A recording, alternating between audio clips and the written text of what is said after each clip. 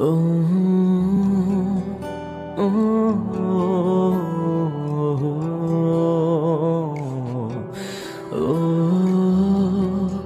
ও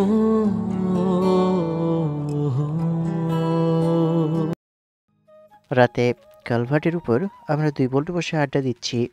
এখানে বসে প্রতিদিন আড্ডা দিয়ে থাকি, তবে আজকে বেশি রাত হয়েছে, কারণ রাগ করেই বাসা যাচ্ছি না। আব্বু বকেছে, তাই বাসায় যাচ্ছি না। ঘড়ির দিকে তাকিয়ে দেখি রাত 12টা ছুঁই ছুঁই।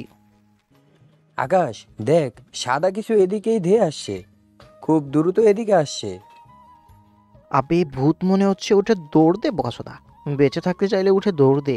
দুজনে উঠে দৌড় দিয়েছি। এসে একটা ল্যাম্পপোস্টের নিচে দাঁড়ালাম। দেখি ওই সাদা জিনিসটা পিছনে পিছনেই আসছে। আবে দাঁড়া দাঁড়া, আর দৌড়াতে পারছি না, আমার বাইকটাও তো ওখানে আছে। আলোর কাছাকাছি আসতেই বুঝতে পারলাম ভূত না, ওটা একটা মেয়ে। এতক্ষণ জীবনটা যেন বেরিয়ে যাচ্ছিল। কে বে এই মেয়ে?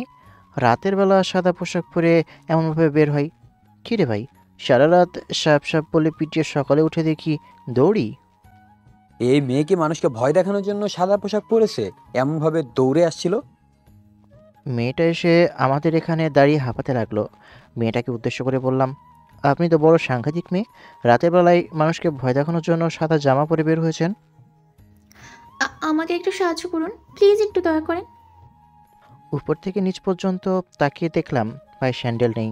পা কেটে রক্ত বের হচ্ছে, কারণ পায়ের নিচের মাটি লাল হয়ে গেছে। কি হয়েছে আপনার? এমার্জেন্সিতে ফোন দেন, পুলিশকে ফোন দেন। মেয়েটার অবস্থা দেখে বুঝলাম অবস্থা বেগতিক। 999 এ ফোন দিলাম। রিসিভ করতেই মেয়েটা এসে ফোন নিয়ে গেল, নিয়ে একটু সাইডে চলে গেল। ম্যাম, অপেক্ষা করেন, আমি এখনই পুলিশ পাঠাচ্ছি। আপনি একটু সাবধানে থাকেন, আর যেখানে আছেন সেখানেই থাকেন, আর পারলে বেশ লোকজন নিয়ে যাবেন। জি স্যার, তাড়াতাড়ি পাঠাবেন।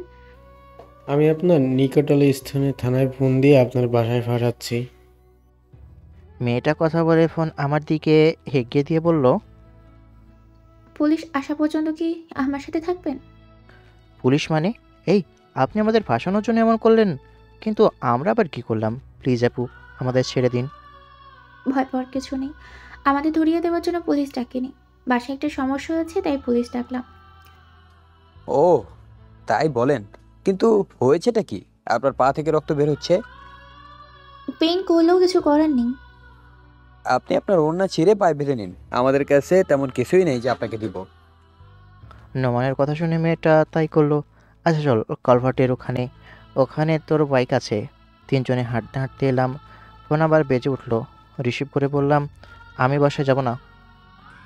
রাগের মাথায় বলেছে বলে কি সত্যি সত্যি বাসায় আসবি না? বাসায় আয় বাবা। দেরি হবে বাসায় ফিরতে, তুমি ঘুমিয়ে যাও। তুই এলে দরজা খুলে দিবে কে? কি এমন কাজ যে দেরি হবে? তুই আছিস কোথায়? পরে বলবো, এখন তুমি ফোন রেখে গিয়ে ঘুমিয়ে পড়ো। ফোন কেটে পকেটে রেখে হাঁটতে হাঁটতে কালভার্টের কাছে এলাম। মেয়েটার সাহস আছে বলতেই হয়, দুজন ছেলের সাথে একা দাঁড়িয়ে আছে। নোমান সিগারেট বের করে ধরালো। কি হয়েছে বলবেন? বাসায় ডাকাত পড়েছে, আমার পরিবার তাদের কাছে জিম্মি হয়েছে। ডাকাত মানে? আমাদের এখানে ডাকাত আসবে কোথা থেকে? আমি সত্যি বলছি, বিশ্বাস করেন। তাহলে দাঁড়িয়ে না থেকে চলেন। আমরা তিনজন কিভাবে তাদের সাথে পেরে উঠবো? ওরা পাঁচজন আছে। কাকে ফোন দিব? কাকে ফোন দিলে তাড়াতাড়ি আসবে? একটু দূরে আছি। নোমান, লোকজন কিভাবে জোগাড় হবে? চুপচাপ বসে থাকলে হবে না, দাঁড়া আমি ফোন দিচ্ছি। আচ্ছা ঠিক আছে। আমি আর নোমান এখানে ওখানে ফোন দিয়ে লোকজন ডাকতে শুরু করলাম। চলেন আমরা হাঁটতে থাকি। হাঁটতে হাঁটতে কালভার্টের কাছে এসে নোমান বাইক স্টার্ট দিলে আমি উঠে বসে বললাম, আপনি ওঠেন, লোকজন চলে আসবে, আমরা ততক্ষণে যাই। 5 মিনিট পরে বাসার সামনে এলাম। বাসার ভিতরে যাব? তারা কি বাসার ভিতরে আছে? বাসাটা ফাঁকা, একদম মাঠে। এখান থেকে বাসা আছে যেগুলো, সেগুলো অনেক দূরে। মেয়েটার ভয়ার্ত চেহারাটা চোখের সামনে ভাসছে। বাসার দরজা খোলা ছিল। ভিতরে আসতেই মাথা চক্কর দিয়ে উঠল। 3টে লাশ পড়ে আছে। মেয়েটা মাথা ঘুরে পড়ে গেছে। চারপাশে ভাঙচুর করা হয়েছে। বাইরে গাড়ির শব্দ পাওয়া গেল। পুলিশ এসেছে মনে হয়। রক্তমাখা লাশ দেখে মাথা কেমন আমার ঘুরছে। পুলিশ দৌড়ে ভিতরে এলো। ওদের প্রত্যেকটাকে ফাঁসিতে ঝুলিয়ে ছাড়বো, কাউকে ছাড়বো না, কাউকে না। তোরা ডাকাতি করতে এসেছিলি, ডাকাতি করে চলে যেতি, এসব খুন করার কি প্রয়োজন ছিল? হাবিলদার, অ্যাম্বুলেন্স ফোন দিয়ে লাশগুলোকে ফরেন্সিক ল্যাবে পাঠানোর ব্যবস্থা করো। আর তোমরা দুজন কোনো কিছু স্পর্শ করিও না, প্রতিটা প্রমাণ আমার চাই। পানি নিয়ে এসে ওনার জ্ঞান ফিরাও। জি স্যার। নোমান পানি নিয়ে এসে মেয়েটার চোখে মুখে দিতে শুরু করেছে। জ্ঞান ফিরতেই আব্বু আম্মু বলে কান্না শুরু করে দিয়েছে। উঠে ওই লাশগুলোর দিকে যেতে চাপে তখন একজন মেয়ে পুলিশ এসে ধরে নিল। মেয়েটা কান্না করতে করতে বসে গেল। পুলিশগুলো প্রমাণ খুঁজতে ব্যস্ত। বাসা নতুন, হয়তো কিছুদিন আগেই এনারা এ বাসায় উঠেছিলেন। আর এইসব বাইরে লোকজনের কথা শোনা যাচ্ছে। সবাই আসতে দেরি করে দিয়েছে। আমাদের এইদিকে কখনো এমন কিছু শুনিনি, এই প্রথম এমন ঘটনা ঘটলো। আপনারা কোথায় ছিলেন? এত রাতে কি করছিলেন? বেশ কিছু দূরে একটা কালভার্ট আছে না, ওখানে বসে আড্ডা দিয়ে থাকি। আজকেও ছিলাম। এত রাতে, এত রাত করে বসে থাকি না। বাসায় ঝগড়া হয়েছিল তাই দেরি হয়েছে। বসেছিলাম, দেখি সাদা কিছু একটা আমাদের দিকে আসছে। ভূত ভেবে বাইক রেখেই দৌড় দিয়েছিলাম।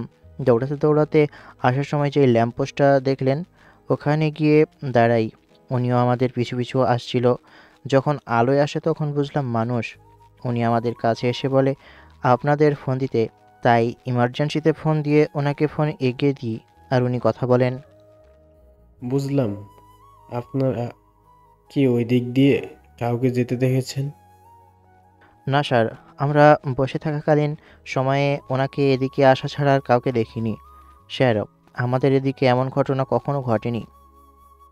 এমন আগে না ঘটলেও ভবিষ্যতে যে ঘটবে না সেটা কি বলা সম্ভব? এদিক দিকে ডাকাত নিয়ে জানি, এগুলো চোর চেঁচরদের কাজ। আমার সন্দেহ এসব কাছের লোকজন করিয়েছে, না হলে তারা জানলো কিভাবে এই বাসায় কি আছে কি নেই। আপনি প্লিজ শান্ত হন। আপনি এমনভাবে কান্না করতে থাকলে অপরাধীদের কিভাবে ধরবো? আমাদের বলুন কতজন লোক ছিল? ওরা 5 জন ছিল। ওই যে শব্দ পেয়ে রুম থেকে বেরিয়ে এসে দেখি আব্বু আম্মু আর আমার ভাইয়ের গলায় ওরা দেশি অস্ত্র ধরে রেখেছে। আম্মু আমাকে পালিয়ে যেতে বললে, আর সাহায্য আসতে বলে। দরজা খোলা দেখি দৌড় দিই। আমাকে ধরার জন্য আমার সাথে 2 জন আসে। যে চোখ সেদিকে গেছে সেদিকেই দৌড় দিই। আমি ভেবেছিলাম ওরা টাকা পয়সা সোনা গয়না নিয়ে চলে যাবে, কিন্তু ওরা মেরে দিবে বুঝতে পারিনি। সত্যি যদি সাহায্য পেতাম তাহলে আমার আব্বু আম্মু আমার ভাইয়া বেঁচে থাকত। ওনারা দুজন আসলেও কিছু করতে পারতো না? আপনি কি তাদের কাউকে চেনেন? না স্যার, ওরা সবাই মানকি টুপি পড়েছিল, কারো মুখ দেখতে পায়নি। স্যার ওই যে ও ওই লাইন প্লাস ক্যামেরা সব কিছু রেকর্ড হয়ে গেছে, ওখানে মেমোরি কার্ড লাগানো আছে। জি স্যার। তাহলে কাজটা অনেক এগিয়ে গেল। একজন লাইটটা খুলে মেমোরি কার্ডটা বের করো, আর তোমরা দুজন প্রমাণ খুঁজতে থাকো। প্রতিটা জিনিসের প্রমাণ চাই, ফিঙ্গারপ্রিন্ট থেকে সব কিছু। একজন পুলিশ লাইট খুলে মেমোরি কার্ড খুলে নিল, আর বাকিরা সবাই প্রমাণ খুঁজতে ব্যস্ত।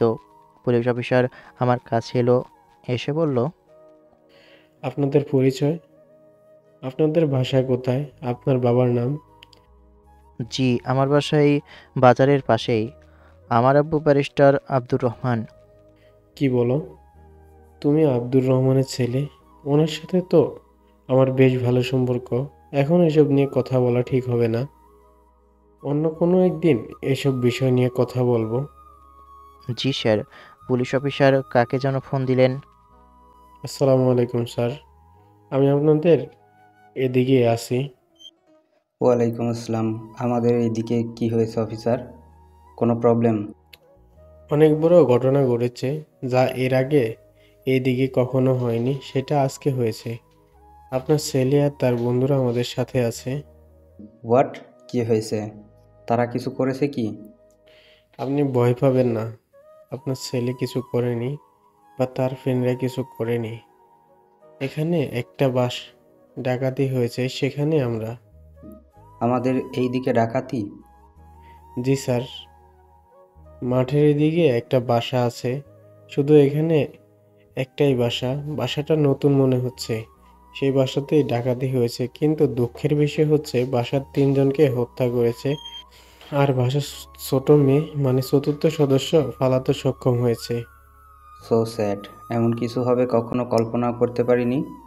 মেয়েটার উপর কত বড় কষ্ট এসে ভর করলো। স্যার, ওই মেয়ের এই বাসায় সেভ মনে করছি না, তাই বলছিলাম কি, আজকের মতো আপনার বাসায় যদি রাখতেন, আগামীকাল সকালে না হয় তার পরিচিত কারো কাছে পাঠিয়ে দিতাম। আপনারা আমার বাসা হয়ে যাবেন, আর না হয় রেখে যাবেন। আমার ছেলে তো আছে, বাসা না চিনলে দেখিয়ে দিবে। Okay sir. অ্যাম্বুলেন্স এলো। মেয়েটা কেঁদেই যাচ্ছে, লাশগুলোকে নিয়ে যাচ্ছে। মেয়েটা দাঁড়িয়ে দাঁড়িয়ে চোখের পানি ফেলছে। আমরা চেষ্টা করব যেন খুব দ্রুত অপরাধীর ধরার। আপনার এখানে থাকা সেফ মনে করছি না, তাই আপনি ওনার বাবার অর্থাৎ ব্যারিস্টার আব্দুর রহমান সাহেবের বাসায় থাকবেন। আগামীকাল না হয় আপনাদের পরিচিত বাসায় চলে যাবেন, আর অপরাধীদের ধরার পরে না হয় এই বাসায় থাকবেন। আমি অলরেডি আমার গুপ্তচরদের কাজে লাগিয়ে দিচ্ছি। মেয়েটা খুঁড়িয়ে খুঁড়িয়ে গাড়িতে গিয়ে উঠলো। তারপর চলে আসি বাসায়। আব্বু আম্মু বেরিয়ে এলো। পুলিশ আব্বুর সাথে একটু কথা বলে মেয়েটাকে নামিয়ে দিয়ে চলে গেল। আর নোমানও চলে গেল। বাসার ভিতরে এসেই ফার্স্ট এড বক্স নিয়ে এসে বললাম, আগে আপনার পা পরিষ্কার করে নিন। দে, আমি করে দিচ্ছি। আম্মু মেয়েটাকে সোফায় বসিয়ে মেয়েটার পা ভালোভাবে পরিষ্কার করে দিয়ে ব্যান্ডেজ করে দিল। মেয়েটার চোখ লাল হয়ে আছে, চোখে মুখে ভয়ের ছাপ স্পষ্ট। এমন কিছু এর আগে কখনো শুনিনি। একা বাসা পেয়ে এমন কিছু ঘটে গেল। এই জন্য বলে জঞ্জাল ভালো তো কাঙ্গাল ভালো না। মেয়েটা চুপ করে আছে, চোখ দিয়ে পানি পড়ছে। আম্মু পাশে বসে তার কাঁধে মেয়েটার মাথা রাখলো। বেশ কিছুক্ষণ পরে বিছানায় শুয়ে আছি, চোখে ঘুম নেই, চোখ থেকে যেন ঘুম উড়ে গেছে। মেয়েটার মনের ভিতরে এখন কী বয়ে যাচ্ছে সেটা সে ছাড়া আর হয়তো কেউ বুঝতে পারছে না। আমারই তো অনেক খারাপ লাগছে, অনেক কষ্ট হচ্ছে। পরের দিন সকালে, আসতে পারি? জি আসেন। আমি ভিতরে এলাম, গিয়ে বললাম, আপনি খাবেন না? বুঝতে পারছি আপনার মনের অবস্থা কেমন, কিন্তু না খেলে আপনি অসুস্থ হয়ে যাবেন তো। আমি না পালিয়ে যদি তাদের সাথে মরে যেতাম, যদি দেরি না করে লোকজন নিয়ে যেত, তাহলেও তারা বেঁচে থাকতো। সবকিছু আমার জন্য হচ্ছে, এর জন্য আমি দায়ী। কিছু বললাম না। এগুলো বলে যদি নিজেকে শান্ত করতে পারি তাহলে বলে শান্ত করুক। আপনার আত্মীয় কেউ নেই? সবাই কোথায়? না না, চলে যেতে বলছি না, এখানে যতদিন ইচ্ছা থাকুন। শুধু জানতে চাইছি তারা কোথায়। গ্রামে, কিন্তু তাদের কাছে গিয়ে কি করব? তাদের জন্য তো এত দূরে এসে বাবা বাসা বানালো। কেউ ভালো না, সবাই লোভী, সবাই হিংসুটে। তার আত্মীয় স্বজন নিয়ে দ্বিতীয় কথা বলার সাহস হলো না। তার আত্মীয় স্বজন কেমন বোঝা হয়ে গেছে। আপনার পায়ের অবস্থা কেমন? জানি না। রুমের চারপাশে তাকিয়ে দেখলাম যে কিছু আছে কিনা। যদিও এটা গেস্ট রুম, এখানে আবার কি থাকবে। রুম থেকে বেরিয়ে চলে এলাম আমার রুমে। ফোন হাতে নিয়ে দেখি আব্বু কয়েকবার ফোন দিয়েছে। আব্বুকে কল ব্যাক করতেই রিসিভ করলো। জি বলেন। অপরাধীরা ধরা পড়ে গেছে। যে 5 জন ছিল সবাই ধরা পড়েছে। বাহ, অনেক তাড়াতাড়ি কাজ হয়ে গেছে। হুম। আর মেয়েটার পরিবারের সদস্যের লাশ সন্ধ্যায় দিবে। তুই সাথে থেকে তাদেরকে দাফন করার ব্যবস্থা করে দে।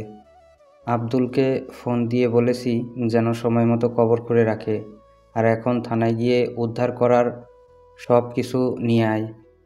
আচ্ছা ঠিক আছে, ওই কেসটা আপনি নেন, যেন প্রত্যেক জনের ফাঁসি হয়। আচ্ছা ঠিক আছে। ফোন কেটে দিল। মেয়েটার কাছে এসে দেখি আম্মু তাও আছে। মেয়েটাকে উদ্দেশ্য করে বললাম, অপরাধীরা ধরা পড়েছে। আব্বু বলল, আপনার আব্বু আম্মু এবং ভাইয়ের লাশ সন্ধ্যায় দিবে। আমাকে বলল যেন তাদের দাফন করার ব্যবস্থা করি। আপনি কি আমার সাথে যাবেন? আর আপনার নানার বাসায় কি জানানো হয়েছে? আপনি তাদের নাম্বার দিলে আমি ফোন দিয়ে কথা বলতে পারি। কারো নাম্বার নেই, ফোন বা কিছুই নেই, সব তো ওরা নিয়ে গিয়েছিল। আপনি কি থানায় যেতে পারবেন? গিয়ে উদ্ধার করা সব কিছু নিয়ে আসতেন। ফোন থেকে সব কিছুই আছে হয়তো। জি, চলুন। আপনি বাইরে আসেন, আমি বাইক নিয়ে অপেক্ষা করছি। আমি বাইরে এসে বাইক বের করতে মেয়েটা এলো। তারপর একটু পরে ওনাকে নিয়ে থানায় এলাম। ওদের থেকে এসব পাওয়া গেছে। আপনি কি অপরাধীদের দেখবেন, দেখে এদের ভিতরে কাউকে চিনেন কিনা? জি, চলুন। পুলিশ অফিসার আর আমরা দুজনে লকআপের সামনে এলাম। আমি এদের মধ্যে কাউকে চিনলাম না। এদের আগে কখনো দেখেছি বলে মনে হচ্ছে না। তোমাকে আমার ভাইয়ের মতোই মনে করেছিলাম, আর তুই এমন করলি। আমার বাবা ভাইকে এইভাবে আমার থেকে কেড়ে নিলি, কেন এমন করলি? মেয়েটার কাছে গিয়ে বললাম, চলেন। আমার কথা শুনে হাঁটতে লাগলো। কাছের মানুষও এমনভাবে ক্ষতি করে? আপনার ধারণাই ঠিক ছিল। হুম ক্যামেরা ছিল বলেই তো এত তাড়াতাড়ি হয়ে গেছে। একটা সম্পর্কে ওনার চাচাতো ভাই হয়। আহ, কিভাবে পারলো এমন করতে? একটুও মায়া দয়া হলো না? সম্পত্তি নিয়ে ও বিবাদ ছিল। আর বললাম না, নেশা করে। সন্ধ্যায় লাশ সন্ধ্যায় লাশ চলে যাবে, আপনারা দাফনের ব্যবস্থা করেন। থানা থেকে চলে এসে ওই মেয়ের নানার বাড়িতে ফোন দিয়ে সব কিছু বললাম। কিছুক্ষণ পরে তারা আসলে দাফনের ব্যবস্থা করা হয়। রাত ৯টায় তাদের জানাজা পড়ে কবর দেওয়া হলো। আমি আর আব্বু ওনার মামাদের সাথে কথা বললাম। তারা বলল ওই বাসা জায়গা বিক্রি করে দিয়ে ওই মেয়ের অ্যাকাউন্টে টাকা জমা করে দিবে। ওদের সাথে কথা বলতে বলতে বেশ রাত হয়ে যায়। একটু সাইডে আসবেন মা। আব্বুর ডাক শুনে মেয়েটা আব্বুর সাথে দূরে গেল। তারপর একটু কথা বলে আমাদের এখানে এলো। আমরাও চলে আসি। আজকে রাত থেকে ওরা সকালে এখান থেকে চলে যাবে। আমরাও চলে এলাম। আস্তে আস্তে বললাম, আব্বু, ওই মেয়েকে কি বলছিলেন? ওর মামাদের থেকে সাবধানে থাকতে বললাম, কারণ ওদের কথার মাঝে অন্য কিছুর গন্ধ পাচ্ছিলাম। লয়াল হয়ে মানুষের ফেস দেখে এইটুকু বুঝতে পারি। আর কথাটা শুনে তো বুঝতেই পারি অপর ব্যক্তিটা কেমন। আমার কথা শুনলে মেয়েটার জন্যই ভালো হবে। জি, বুঝলাম। তারপর আমরা বাসায় চলে এলাম। এসে খেয়ে দিলাম ঘুম। পরের দিন সকালে ঘুম থেকে উঠে বাইরে খেতে এলাম। কিরে, ঘুম থেকে উঠে গেছিস? তুমি কখন এসেছো আপু? ভাইয়াও কি এসেছে? আরে না, সন্ধ্যায় এসেছি। তুই নাকি সকাল থেকে বাসায় নেই। আর শুনলাম আম্মুর কাছে কি ঘটেছে, খুবই কষ্টজনক ঘটনা। হুম, তোমার মেয়ে কোথায়? দেখি বাইরে থেকে ছোট ছোট পায়ে হেঁটে আসছে।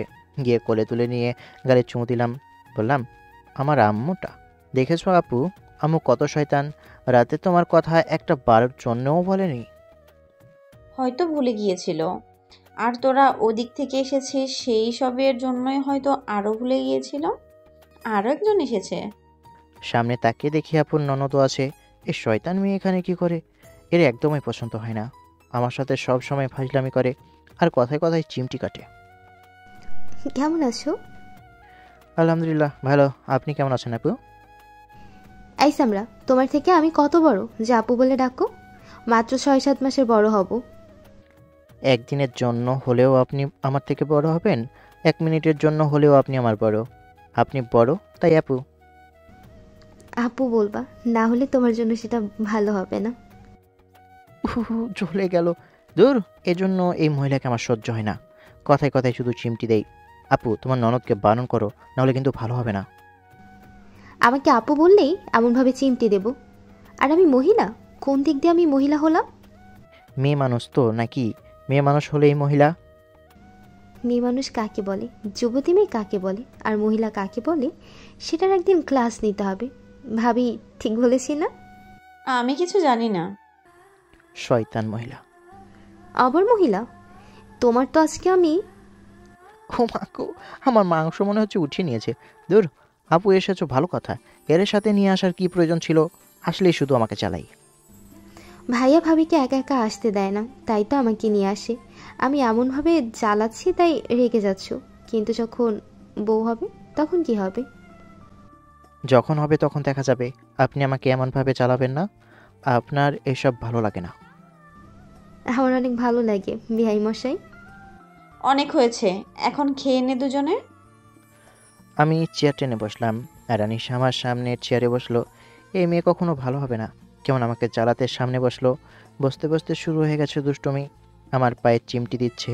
পা সরিয়ে চেয়ারের নিচে করলাম। আমাকে চোখ টিপ দিচ্ছে। শয়তান বেটি। মাথা নিচু করে খেয়ে রুমে এলাম।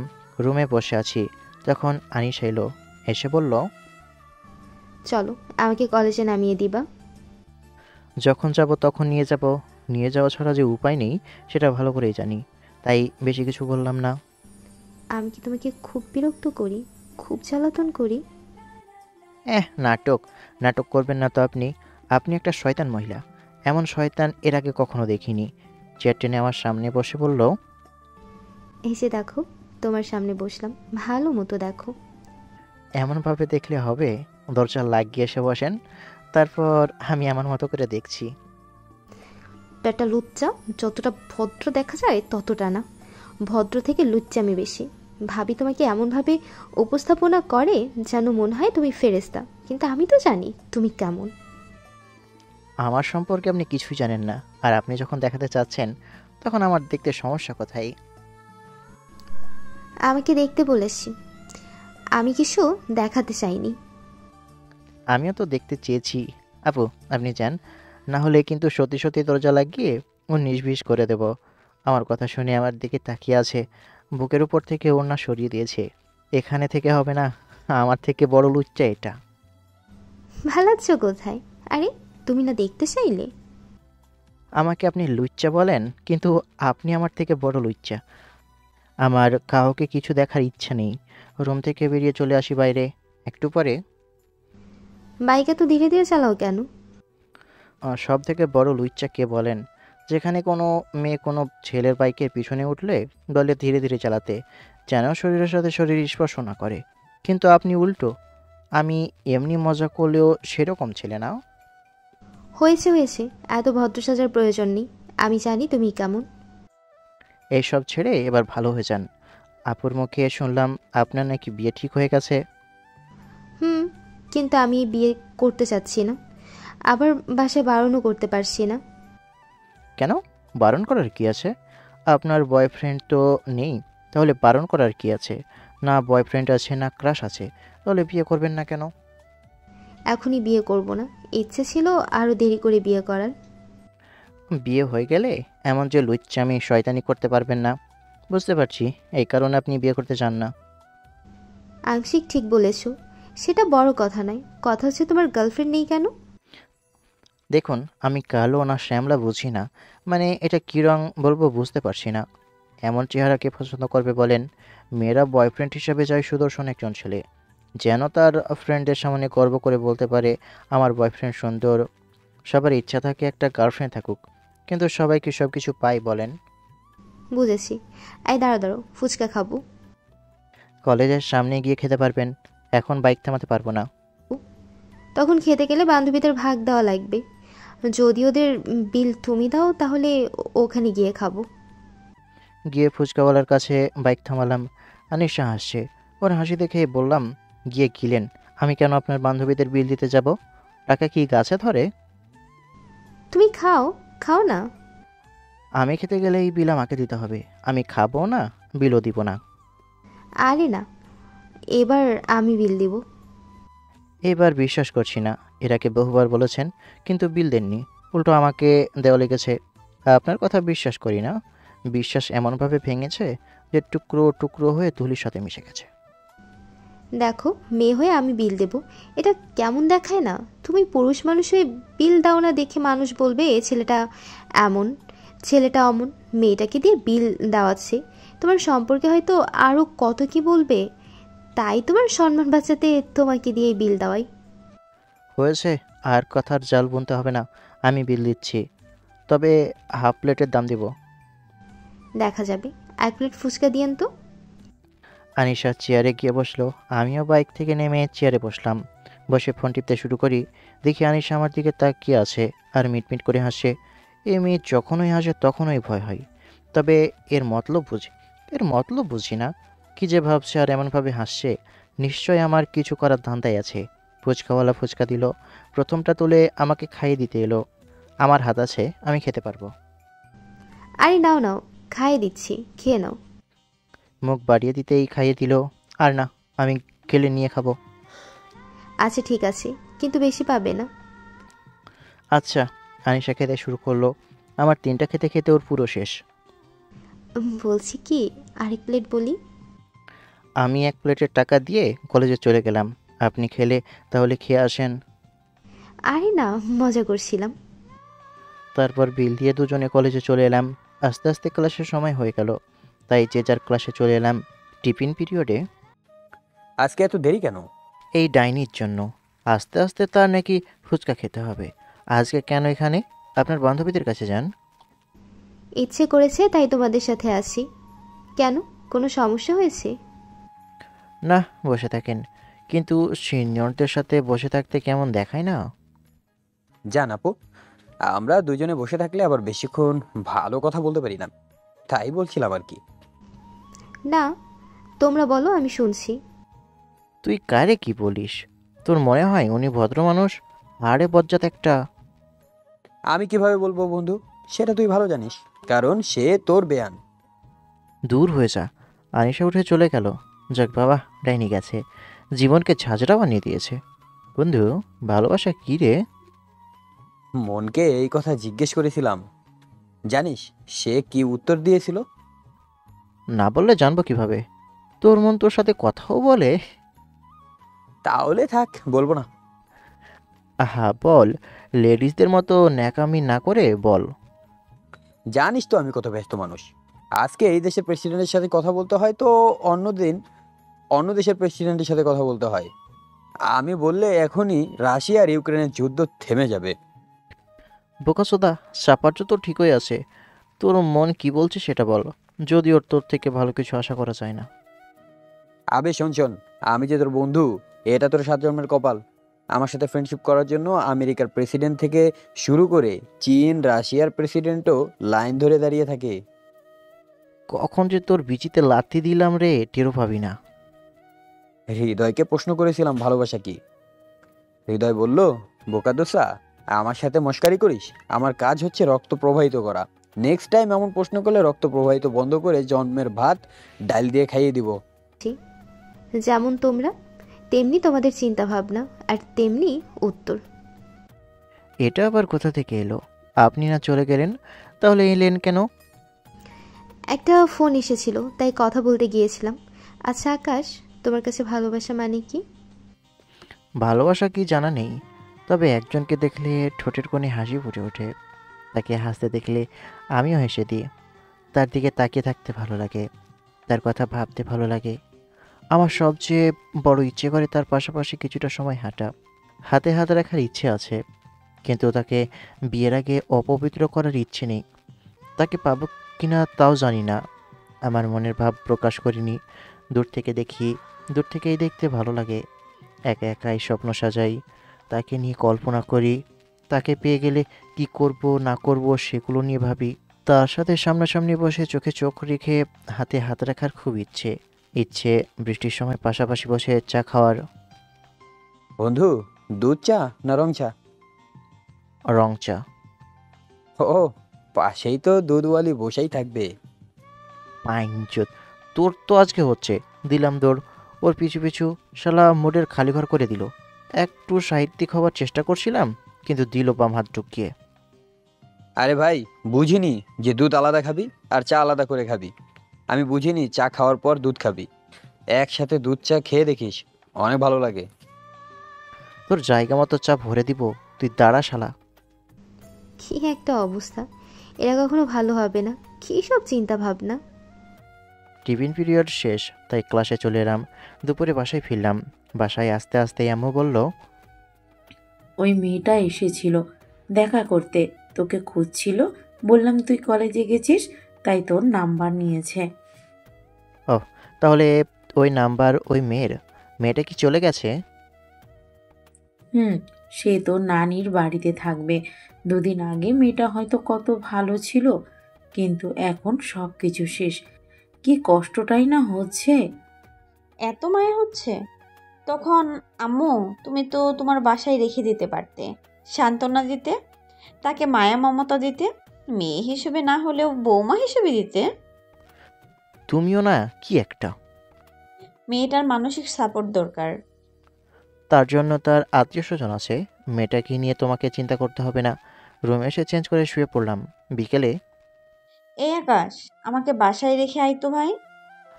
গতকাল আস্তে আস্তেই আজকে চলে যাবা? আর বলিস না, আনিসার বিয়ের ডেট ঠিক হয়ে গেছে। সামনে শুক্রবার বিয়ে, হাতে বড্ড সময় কম, বাসায় অনেক কাজ আছে। আচ্ছা, রেডি হয়ে নাও, আমি তোমাদের রেখে আসছি। ভেবেছিলাম 2 দিন থাকবো, কিন্তু তার হলো না। আমি বোরখাটা পরে আসছি, তুই বাইক বের কর। আচ্ছা ঠিক আছে। রুম এসে চেঞ্জ করে বাইক বের করতেই আপু আসে, তাই তাদের নিয়ে কিছুক্ষণ পরে চলে আসি। বাসার ভিতরে যাব না, একেবারে বিয়ের দিন আসবো। আরে আয়। না তুমি যাও। চলে এলাম আপুর বাসা থেকে রাতে। কি রে বান্ধবী, তাহলে বিয়ে করে নিবি বল? কি আর করার, কোনো উপায় নেই। অনার্সটা শেষ করে বিয়ে করব ভাবছিলাম, কিন্তু আব্বু তার আগে বিয়ে দিয়ে দিচ্ছে। সবার বিয়ে হয়, শুধু আমার বিয়ে হয় না। বাসায় শুধু আমার বিয়ে নিয়ে কথাই বলে না। আন্টিকে বলি তাহলে? না থাক, বাসায় জায়গা হবে না। তুই ছবিগুলো দিয়ে করবি কি বলি না তো? সময় হলে জানতে পারবি। আচ্ছা থাক, এখন একটু ঘুমাই। দেখতে দেখতে কয়েকদিন চলে গেল। আজকে আনিশাপুর বিয়ে, বাসার সবাই এসেছে। আজকে সবাই আনন্দিত। কতদিন পর একটা বিয়ে খাবো, পেট পুড়ে গলা পর্যন্ত খাবো। যদিও তেমন খেতে পারি না, এইসব ভাবাই হবে। আমি আমার ভাগ্নিকে নিয়ে বসে আছি, আর আমার ফোনে কার্টুন দেখছে। দেখি তাবাসসুম আপু, মানে আনিশাপুর ফ্রেন্ড, আমার দিকে আসছে। এসে বলল, বর ফোন দিয়ে বললো বিয়ে করতে আসবে না। মানে কেন? হানি স্যার রিলেশন আছে এটা জানতে পেরে গেছে, তাই বলছে বিয়ে করতে পারবে না। হ্যাঁ, আনিশাপুর রিলেশন আছে, কিন্তু সে যে বলে তার কোনো রিলেশন নেই। আরে থাকলেও কি, তোমাকে বলতো নাকি? ঠিক জানতাম ওই লুচি মেয়ের বয়ফ্রেন্ড আছে। ঠিক জানতাম ওই লুচি মেয়ের বয়ফ্রেন্ড আছে। যে এত বড় একটা লুচ্চা, তার বয়ফ্রেন্ড থাকবে না, এটা কি করে হয়? আর বরকে মনে হয় ওনার বয়ফ্রেন্ড বলেছে রিলেশনের কথা। হুম, শুধু কি তাই, তাদের একসাথে পিক একে অপরকে খাইয়ে দিচ্ছে, তারপর একসাথে বসে কথা বলছে, একসাথে বসে হাসাহাসি করছে, এগুলোর পিক তাও দিয়েছে। তাহলে তো বিয়ে ভাঙ তাহলে তো বিয়ে ভাঙবেই। আর আনিশাপুর তো চাচ্ছিল যেন বিয়েটা না হয়। এবার বুঝলাম কেন বিয়ে করতে চাইছিল না। তুমি কচু বুঝেছ। এখন যে বিয়েটা ভেঙে গেল, এখন কি হবে? ওর নামটা খারাপ হলো না, ইমেজটা নষ্ট হলো না? এখন তো বলবে মেয়েটা খারাপ, তারপর আরও কত কি বলবে। তা বলবে, কিন্তু প্রেম করার আগে এসব মনে ছিল না। দেখলাম আপু আমার দিকেই আসছে। যাও মামনি, তোমার আম্মু আসছে, এবার একটু শান্তি পাবো। এসে আমার কান উপরে টেনে ধরলো। আরে আরে কি করছো? এমনভাবে কান ধরে টানাটানি করছো কেন? লাগছে তো। তোকে আমি ভালো মনে করেছিলাম, কিন্তু তুই যে তলে তলে এত দূরে চলে যাবি আমি ভাবতেও পারিনি। আমাদের সামনে কত নাটক করিস, কিন্তু ভেতরে ভেতরে এত কিছু বুঝতেই পারলাম না। আমি আবার কি করলাম? তুমি কিছু জানো না তাই না? আজব তো, কি হয়েছে বলবা তো? আবু এদিকে আসছে, অনেক রেগে আছে, দেখেই বোঝা যাচ্ছে। কিন্তু হয়েছেটা কি? আমি আবার কি করলাম? আপু বলবা তো আমি কি করেছি? তাবাসসুম আপু দেখি মিটমিট করে হাসছে। ঘটনা কি বুঝলাম না। কি করেছিস তাই না?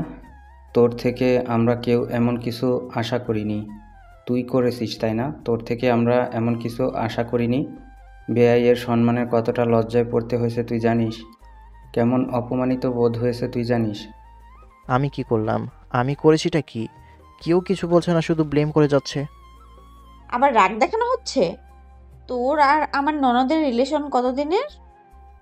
আপুর কথা শুনে আকাশ থেকে পড়লাম। রিলেশন মানে? কার রিলেশন? কিসের রিলেশন? আমাদের মধ্যে কোনো রিলেশন নেই। তোমার ননদ সবাইকে ঘোল খাওয়াচ্ছে। তাহলে যেই ছবিগুলো দেখলাম সেগুলো মিথ্যে? ঘোলকে খাওয়াচ্ছে সেটা বুঝতে পারছি।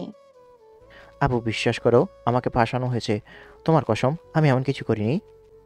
তুই আমার কসম খাবি না? বিশ্বাস করব তাও আবার তোকে? ওই ছবিগুলো তাহলে মিথ্যে?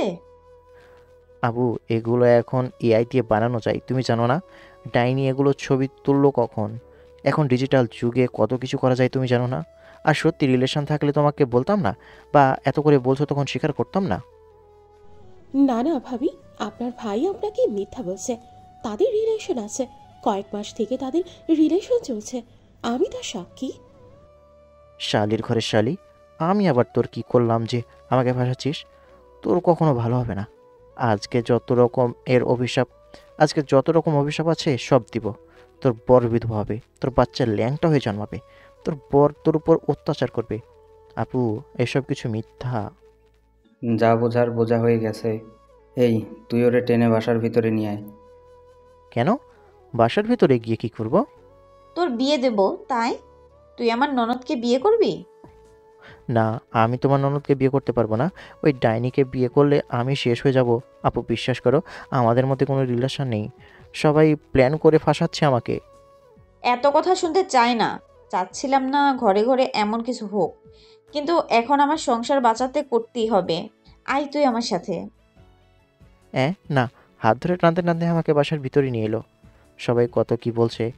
শালা আমার সাথে তার রিলেশন আছে আর আমি জানলাম না। আমার অনেক কান্না পাচ্ছে। আমার জীবন তেজপাতা হয়ে যাবে। হুজুর এসে বিয়ে পড়িয়ে গেল, জোর করে বিয়েটা দিয়ে দিল। আপুর রুমে এলাম, আমার কান্না হচ্ছে। আমার এখন কি হবে? এমনি আমার জীবন তেজপাতা করে রেখেছে, এখন তো আরো জ্বালাবে। আম্মু গো। বাচ্চা ছেলের মতো এমন কান্না করছিস কেন? প্রেম করার আগে মনে ছিল না? এখন মরা কান্না জুড়েছে। আমি এখনো বলছি আমাদের রিলেশন ছিল না। বল, তোমরা আমার জোর করে বিয়ে দিলে। আমি এই বিয়ে মানি না। এইসব বলে কাজ হবে না, কবুল বলে নিয়েছিস। তোমরা তো জোর করে কবুল বলিয়েছো। এখন এমনভাবে কান্না করিস না তো, লোকে দেখলে কি বলবে? আমার ননদ কি খারাপ? তোমার প্রশ্নটাই ভুল। প্রশ্নটা হবে আমার ননদ ভালো কি খারাপ, মানে ওর 14 গোষ্ঠী খারাপ। এই, তুই একদম আমার শ্বশুর বাড়ি নিয়ে কথা বলবি না। 14 গোষ্ঠীর মধ্যে আমি, আমার মেয়ে সবাই পড়ে। তুই বলছিস আমরা মা মেয়ে খারাপ? কি রে, কি হয়েছে? আর তুই এমন বাচ্চা মানুষের কান্নাকাটি করছিস কেন? আমার সাথে তোমরা এটা মোটেও ঠিক করলে না। বললাম না, ওই ডাইনি খচ্চরনির সাথে আমার রিলেশন ছিল না, আমাকে ফাঁসিয়েছে। এমনভাবে বলতে হয়? আনিশা এখন তোর বউ। আমি বউ হিসেবে মানি না। ডাইনি আমাকে ফাঁসিয়ে বিয়ে করলো।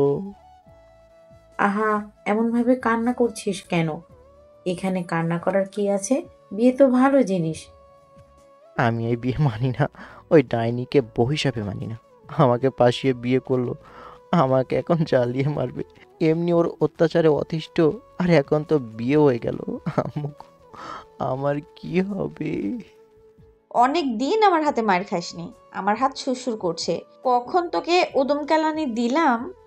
যদি আমার হাতের মার খেতে না চাস তাহলে চুপ করে থাক। আমার বিয়েতে আসাই ভুল হয়েছে। আমি বাসায় গেলাম, থাকবো না এখানে। বেচারা তোকে ইচ্ছে মতো গালি দিচ্ছে।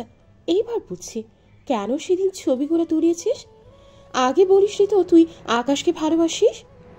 যখন বিয়ে ঠিক হলো তখন উপলব্ধি করলাম যে ভালোবাসি, তাই এমন একটা প্ল্যান করলাম। বেচারা ছোট বাচ্চাদের মতো বসে বসে কান্না করছে।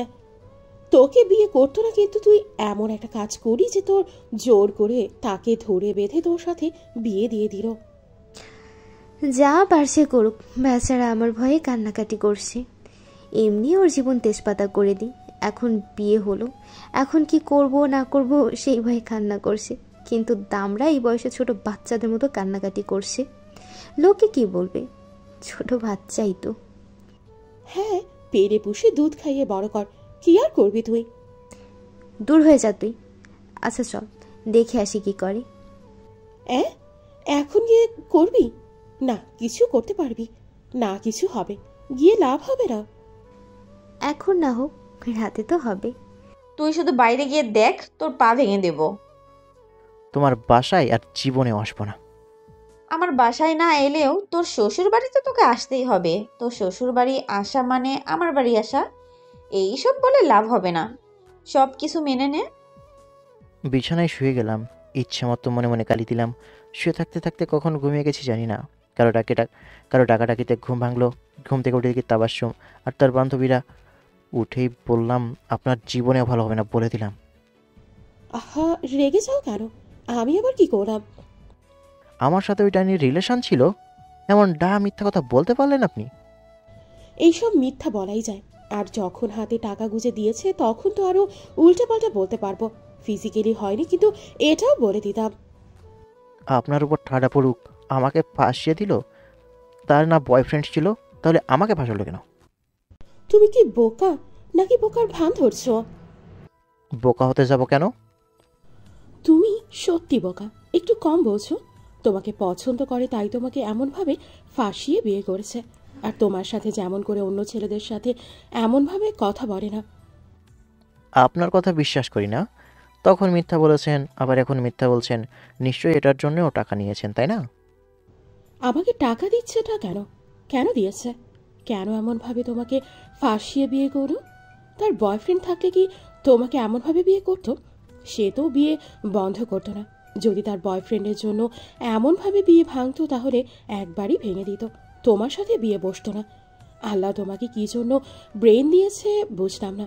খাজনা লাগাতে পারলে খুলে রেখে দাও। এর কঠিন প্রতিশোধ নিব।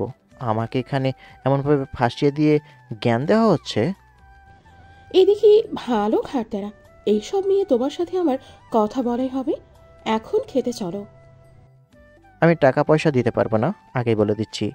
এতে আপনি আমার স্যান্ডেল চুরি করেন অথবা ধরে বেঁধে রাখেন। আর যে মেন হর্তাকর্তা সে তো আমার আপু, সে বুঝবে। চলেন, রোস্ট মিস করা যাবে না। পেটু, সে যাই বলেন, আপুর ওয়াশরুমে এসে চোখে মুখে পানিতে বেরিয়ে আসতে যাব, তখন দুলাভাইকে দেখে বললাম, আমার সাথে চলেন। আমি কেন? তোমার সাথে থাকবে তোমার বন্ধু অথবা দুলাভাই। তো আপনি আমার কি? আর আমার বন্ধু কোথা থেকে এখানে আসবে? সবাই মিলে আমাকে ফাঁসিয়ে দিয়ে বলে সাথে বন্ধু থাকবে। এখানে আমি বিয়ে খেতে এসেছিলাম, বিয়ে করতে না। ওইসব বুঝি না। আপনি আমার সাথে চলেন। এই বাসার এখন আর কাউকে বিশ্বাস করি না, ওই ডাইনিদের কাউকে না। মিষ্টি মিষ্টি কথা বলে আমাকে আবার ফাঁসিয়ে দিবে, তারই তো শিষ্য। আমি মেয়ের ভাই, আমি কিভাবে যাব? এতক্ষণ ভাইয়ের দায়িত্ব পালন করেছেন, এখন দুলাভাইয়ের দায়িত্ব পালন করবেন। আরে সত্যি বলছি, আমরা কিছু করবো না। বিশ্বাস তাও আপনাদের করব? কখনোই না। দুলাভাই না গেলে বুঝতেই পারছেন, ওই যে সেদিন মনে আছে, আপুকে সব বলে দিব। এমনভাবে ভয় দেখানোর কি আছে? কি জন্য যে সেদিন ওই মেয়ের সাথে কথা বলতে গিয়েছিলাম? আচ্ছা চলো, তোমার মতো একটা শালা থাকলে শত্রুর কোনো প্রয়োজনই পড়বে না। ভাইয়াকে বগল দাবা করে পাশে রুমে নিয়ে এলাম, এসে দুজনে খেতে বসলাম। তুমি ওখানে কি করছো? বাইরে কত কাজ তোমার, ঠিক আছে? সব দায়িত্ব বাদ, এখন দুলাভাইয়ের দায়িত্ব পালন করতে হচ্ছে, এছাড়া আমার উপায় নেই। কিন্তু তোমাকে এখানে নিয়ে এলো কেন? ভাবি, আপনার ভাই বলছে আমরা নাকি তাকে আবার ফাঁসিয়ে দেব, তাই ভাইয়াকে নিয়ে এলো। ভেবেছিলাম কিছু নেব না, কিন্তু এখন তোমাকে দেওয়া লাগবে। এখন দুলাভাইয়ের দায়িত্ব পালন করছো না, তো হাত দোয়ানি থেকে বাকি খরচের টাকাও দিয়ে দাও। সব কিছু আমার টাকা দিয়ে কেনা, তাই এখানে কোনো লেনদেন হবে না। আর টাকা নিতে গেলে এই মাসের 32 তারিখ দেখা করিও। কষ্ট করে রান্না করেছি, আরও অনেক কাজও করেছি, এত কিছু বুঝি না টাকা লাগবে। এখন তুমি দুলাভাইয়ের দায়িত্ব পালন করছো, সেটা করো। বউয়ের ভাই হবার চেষ্টা করিও না। বললাম না এই মাসের 32 তারিখে দেখা করিও। আর খেতে না দিলে উঠে চলেই যাব। এই শালা, চলো তো। আপনার যাবার ইচ্ছে থাকলে যেতে পারেন, আমি এসব ছেড়ে যেতে পারবো না। আমি খেয়ে তারপর যাব। দুজনে ঝগড়া করছেন করেন, আমার তো ভালোই লাগছে। আকাশ বোকা, জানতাম না তো। আর একটু জেদিও আর ঘাটতে না, কিছু বললে বুঝতে চায় না। তোর এই সব মনে হলেও কিন্তু আসলে মিচকা শয়তান। মনে হচ্ছে সাদাসিধে, কিন্তু শয়তানের নানা। তোকে দেখালো যে সে এমন, কিন্তু সে এমন না। কে জানি। তুমি কি টাকা দিবা না দিবা না সেটা বলো, না আজকে সারাদিন খাওয়া বন্ধ করে রাখবো? পারবো না, কারণ এখন দুলাভাইয়ের দায়িত্ব পালন করেছি, একটু পরে বড় ভাইয়ের দায়িত্ব পালন করব। এই সব বলে লাভ নেই, এখন না জ্বালিয়ে খেতে দাও। কাজ আছে, বোঝো না? কাজে এখনো এলো না কেন, বুঝলামই না। খাওয়া শেষ করে উঠে আপুর রুমে এলাম, এসে আবার শুয়ে গেলাম। একটু পরে বললো কাজে এসেছে, তাই যেতে হলো। বিয়েটা রেজিস্ট্রি হয়ে গেল। বিকেলে, ভাইয়া খাতা কলম নিয়ে আসেন। খাতা কলম কি হবে? আমার কি কি লাগবে লিখবেন। নিজে ওর বোনকে ছাড়া আর কিছু দেয়নি, আবার নিজে নেবে? আমি দেইনি বলে যে আমি নিব না সেটা তো বলিনি। একটা একটা ফোর হুইলার লাগবে, ঘরের আসবাবপত্র, একটা V6। এসব কি বলছিস? আমরা সারাদুলা ভাইয়ের মধ্যে আপনি মাথা দিচ্ছেন কেন? শুধু শুধু মাথা দিতে আসছে। তোরা কে কার শালা আর কে কার দুলাভাই? তোমাকে ভাবি ডাকবো না আপু ডাকবো, আগে সেটা বলো। আপু বলবি। এইবার থেকে তুই এই বাসায় আসিস, তোর জন্য কচু রান্না করব, কুমড়ো রান্না করব, টাকি মাছ, পাঙ্গাস মাছ, এইসব রান্না করব। আসবো না। আজকে যে সর্বনাশটা সবাই মিলে করলো আমার সাথে, জন্মের শিক্ষা হয়ে গেছে। ভুলে ওই দিকে আর পা দেব না। এই যে বাঁশের চারা নিয়ে যাচ্ছি, লাগাবো। এখন একটা বাঁশের ঝাড় হবে, যেটা আমার নিত্যদিনের খাবার হবে। বাইরের খাবার আর খাওয়া লাগবে না। আমাকে বাস বলা হচ্ছে? ঠিক আছে, আজকের পর থেকে ওই বাস চলবে। আনিশা দেখো, আমার ভাইটাকে এমনভাবে ভয় দেখিও না। এমনিতেই বেচারা তোমাকে ভয় পায়, আর তুমি আরো ভয় দেখাচ্ছ। আমি বাসায় গেলাম, এখানে আর এক মুহূর্তও না বলে হাঁটতে লাগলাম। সবাই মিলে হাসছে। জীবনটা একবারে বাঁশবাগান হয়ে গেল। আরে বউ নিয়ে যাবা না? বিয়ে করে বউকে এমনভাবে কেউ ফেলে রেখে যায়? লাগবে না আমার বউ। বাসা থেকে বেরিয়ে বাইকের কাছে এসে স্টার্ট দিতেই এসে বাইকের পিছনে উঠে বসে 2 হাত দিয়ে জড়িয়ে ধরলো। নির্লজ্জ বেহায়া, এত মানুষের সামনে কিভাবে ধরেছে? আমার সাথে কি? তুমি যেখানে আমি সেখানে। আচ্ছা চলো, বিলের পাড়ে যাই, গিয়ে ফুচকা খেয়ে আসি। এই ফুচকা খেতে গিয়ে সেদিন সর্বনাশ হয়েছে। সেদিন না খেলে এমন হতো না। চালিয়ে চলে এলাম। বাড়ির রাস্তা আসার আগেই বলল, যা বলছি করো, না হলে কিন্তু বাইক থেকে লাফ দিব। দূর দূর। বাইক ঘুরিয়ে বিলের কাছে এলাম।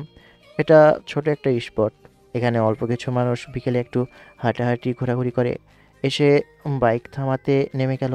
আমি নেমে বললাম, আমি একটাও টাকা দিতে পারবো না। আমি কি সাথে করে টাকা নিয়ে এসেছি নাকি? আমার কাছে কিছু নেই, একদম হাত খালি। আমি আমার ফোনটাও নিয়ে আসিনি। আশেপাশের মানুষগুলো কেমন করে যেন দেখছে। হয়তো ভাবছে বিয়ের আসর থেকে মেয়েটাকে উঠিয়ে নিয়ে চলে এসেছি। কিন্তু তারা তো জানে না এই বাসটা নিজে থেকে আমার কাছে এসেছে। ফুচকাওয়ালা ফুচকা দিল, তাই নিয়ে গিলতে শুরু করলো। আজকে বেশি খাওয়া যাবে না, বিল দিয়ে দাও। একটু ঘুরে তারপর বাসায় যাব। আমি এখানে বসছি, আপনি যান। গিয়ে ঘুরে ফিরে নিচে গিয়ে আসেন। না থাক, প্রয়োজন নেই। দেখছো সবাই কেমন করে দেখছে? বউ সাজে সেজে সে এখানে খাচ্ছেন। ভিডিও করলে তাও বলতো যে হয়তো প্রতিবন্ধী। বিল দিয়ে দিলাম। নদীর পানি চিকচিক করছে, দেখতে বেশ ভালো লাগে। তাই হাঁটতে হাঁটতে বিলের পাশে এসে বসলাম। আনিশা পাশে বসলো। পাশে বলতে একদম পাশে। তোমার ফোন কোথায়? ফোন কি হবে? ছবি তুলবো, ফোন নিয়ে আসিনি তাই বললাম, না হলে কি বলতাম। ফোনটা বের করে লক খুলে দিলাম। ফোনের ফ্রন্ট ক্যামেরা অন করে বলল, এদিকে তাকাও। আহা, তাকাও না। আমি পানির দিকে তাকিয়ে আছি। দিল চিমটি। আমি চিৎকার করতেই ছবি তুলতে শুরু করেছে। ওনার দিকে রেগে তাকালাম, তাও ছবি তুলে যাচ্ছে। ওনার এই জিনিসটা ভালো লাগে না, একেবারে জ্বালিয়ে দেই। এই দেখো কতগুলো ছবি তুলেছি।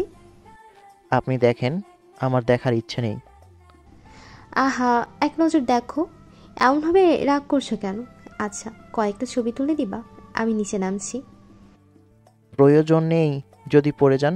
প্রয়োজন নেই। যদি পড়ে যান তখন একটা ঝামেলা হবে। সব থেকে ঝামেলা হবে পড়ে গিয়ে যদি ভিজে যান তখন। এগুলো শাড়ি ভিজে শরীরের সাথে লেপটে যাবে। ঠিক বলেছো, সাবধানতা অবলম্বন করা ভালো। কিন্তু আমার যেমন সাজে ছবি তুলতে ইচ্ছে করছে। আহা, দাও না। ওই জায়গায় চলেন, ওখানে পিচ্ছল জায়গা নেই। উঠে বেশ কিছু ছবি তুললাম। ছবি তুলে ওখানে ঘাসের উপর বসে গেলাম। আনিশা পাশে বসলো, কাঁধে মাথা রাখলো। এমনভাবে বিয়ে করার কারণ কি? তোমাকে আমার ভালো লাগতো, কিন্তু ভালোবাসি কিনা জানা ছিল না। কিন্তু যখন আমার বিয়ে ঠিক হলো তখন উপলব্ধি করলাম আমি তোমাকে ভালোবাসি। একে বিয়ে ঠিক, আর এদিকে ভালোবাসা ফিল করা। পড়লাম মাইন্ডকার চিপায়। এদিকে বরকে বাসার সবার পছন্দ। আমিও হ্যাঁ বলে দিয়েছি। বিয়ের দিন তারিখ বাদে সব কিছু ফাইনাল। বাসায় বলতেও পারছি না যে বিয়ে করব না, আর এটাও বলতে পারছি না আমি অন্য একজনকে পছন্দ করি। তাই একটা প্ল্যান করলাম যে তোমার সাথে ফটোশ্যুট করব। তাই ওই সেদিন আর কি, তোমার এতটা পাশাপাশি থাকা। আগে পিক দিলে আগে বিয়েটা ভেঙে যেত, আবার অন্য জায়গায় ছেলে দেখতো, কিন্তু তোমাকে পাওয়া হতো না। তাই ঠিক করলাম বিয়ের দিন বিয়েটা ভেঙে দিব। যেই ভাবা সেই কাজ। তাবসুমের মাধ্যমে ওই ছেলের কাছে আমাদের ভিডিও এবং ফটো পাঠিয়ে দিই। ছেলেটা ভাইয়াকে ফোন দিয়ে সব বলে, আর ভাইয়া আমার কাছে এসে বলে। তারপর বাকিটা ইতিহাস। আপনার উপর ঠাডা পড়ুক, শয়তানের একটা লিমিট থাকে, কিন্তু আপনি সেটা ক্রস করেছেন। সে যাই হোক, কেমন শীত শীত করছে? ঠান্ডা পড়েছে তো শীত করবে না তো গরম লাগবে। আব্বু ফোন দিয়েছে, তাই রিসিভ করলাম। আব্বু কিছু বলার আগেই বললাম, বিলের পাড়ে এসেছি, কিছুক্ষণ পরে বাসায় আসছি। আর কিছু? বললি বাসায় যাবি, কিন্তু বাসায় এসে দেখি তোরা কেউ নেই, তাই ফোন দিলাম। আচ্ছা ঠিক আছে, খুব দেরি না করে তাড়াতাড়ি বাসায় চলে আয়। ঠিক আছে ঠিক আছে। ফোন কেটে দিয়ে চুপচাপ পানির দিকে তাকিয়ে থাকলাম। সূর্য ডুবতে শুরু করেছে। 5টা বেজে গেছে, সূর্য তো ডুববেই। আমার চাওয়াটা কি অন্যায়? মানুষ চাইতেই পারে, তবে কিছু কিছু জিনিস ভেবেচিন্তে চাওয়া উচিত। চাইলেই সবাই সব কিছু দিয়ে দিবে এমন নয়। আপনার উচিত তার মনের অবস্থা বা সে সেটা দিবে কি না বিবেচনা করে চাওয়া। তা বুঝলাম। আমি সব কিছু বুঝে চেয়েছি, আর যদি না পাই তাহলে জোর জবরদস্তি করে নিব। আর যা পাবার পেয়ে গেছি, ভাগিটাও হয়ে যাবে। দেহ পাবেন কিন্তু মন পাবেন না। আমার দেহটাই চাই, মন দিয়ে কি হবে?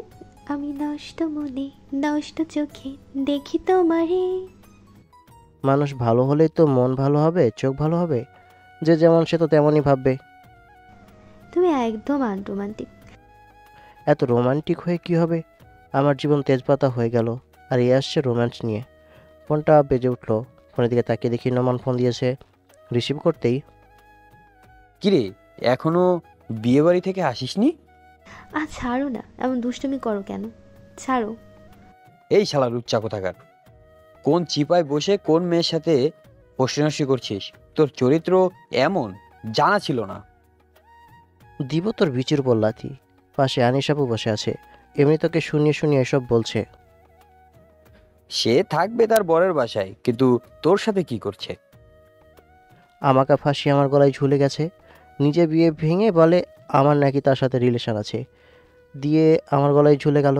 শালা আমি রিলেশন করি, অথচ আমি নিজেই জানতাম না। কংগ্রেস বন্ধু, বাঁশবাগানে তোর তো এল লাগা। খুব হাসি পাচ্ছে। রাখ পাইঞ্চেদ ফোন। ওর আগে ফোন কেটে দিয়ে বললাম, এবার বাসায় চলেন। আর একটু বসে থেকে সন্ধ্যার পরে যাব। কিছু বললাম না, চুপচাপ বসে থাকলাম। একটু পরে আজান দিতেই ওখান থেকে উঠে চলে এলাম। বাইকে উঠে বসতেই আনিশা উঠে পিছনে বসে কাঁধে হাত রাখলো। একটু পরে বাসায় চলে আসি। এসে চেঞ্জ করে বাইরে এসে বসলাম। তোর কি খাওয়া ছাড়া আর কোনো ধান্দা নেই?